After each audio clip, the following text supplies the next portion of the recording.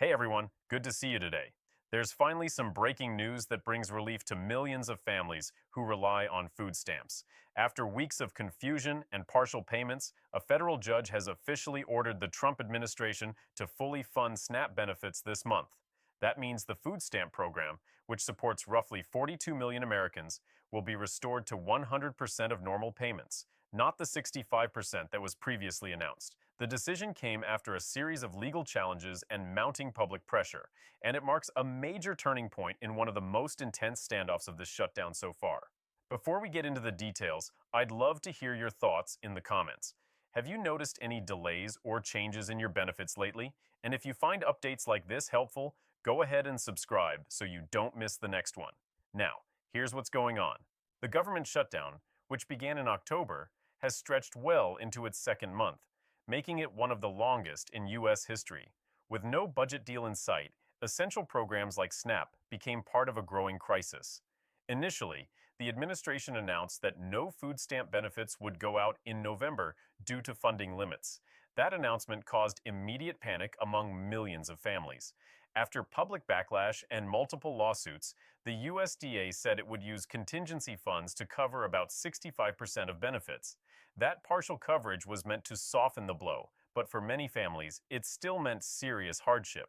Smaller grocery trips, skipped meals, and food pantries seeing record demand.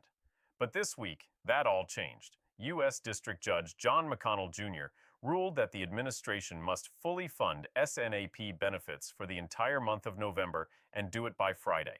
In his words, people will go hungry, food pantries will be overburdened, and needless suffering will occur unless the government acts immediately. It's a sharp rebuke to how the situation has been handled.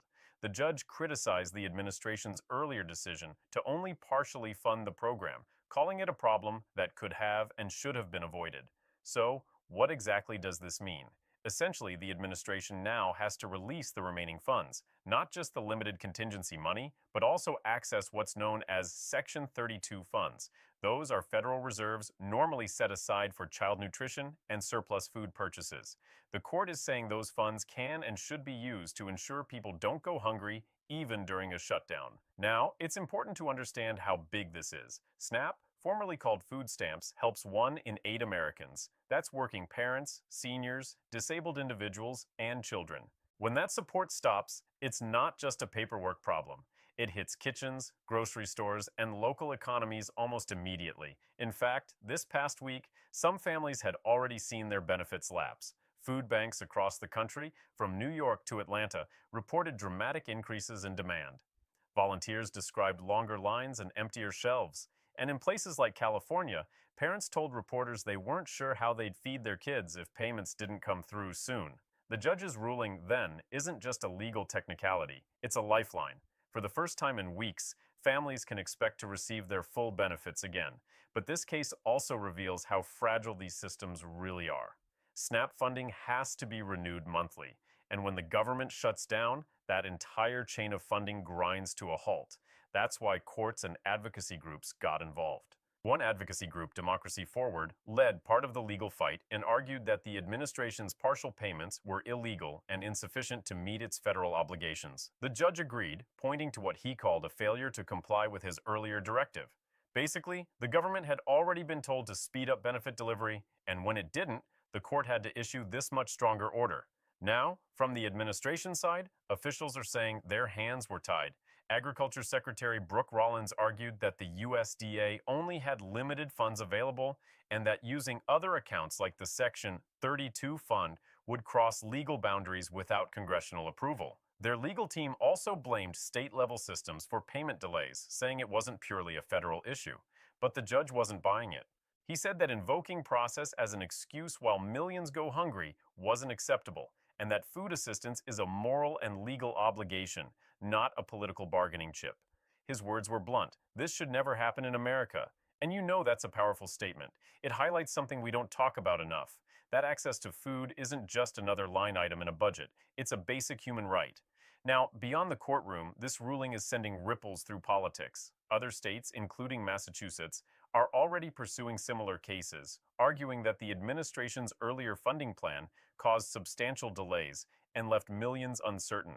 Attorneys representing those states said the federal government was using hunger as leverage in political negotiations, something they say can't stand in a civilized society. Religious groups, food aid advocates, and even local mayors have joined the criticism, warning that treating essential programs like SNAP as optional could set a dangerous precedent. And they're right to be concerned if this shutdown continues. It's not clear how long emergency funding or judicial intervention can keep things running.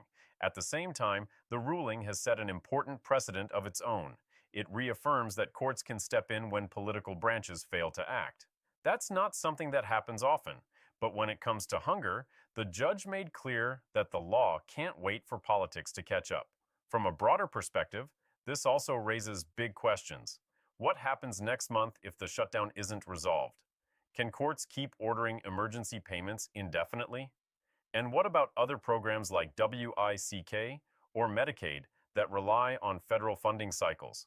Policy experts say this might force Congress to rethink how essential benefits are structured, maybe by creating permanent backup funding or automated systems that don't require new approvals every month. That could prevent this kind of crisis from happening again. In the meantime, states are rushing to reprogram their systems to distribute the full payments. Some are expected to issue them as early as this weekend. Others might take a few extra days to catch up, especially those with older or manual systems. But the bottom line is benefits will be restored fully for families waiting anxiously. That's the message that matters most. Relief is finally on the way. Now, if you're wondering what to expect, most states will post updates online or through automated phone systems once their payment schedules are finalized. If you've been receiving partial benefits, keep an eye out. Those balances should adjust once the new funding goes through. If you've been affected by these SNAP delays or have thoughts on how the government handled this, I'd love to hear from you in the comments. Your stories help others feel less alone, and they matter. And if you found this helpful, don't forget to like, subscribe, and share this with someone who could use an update right now. Stay safe, stay informed, and take care of each other.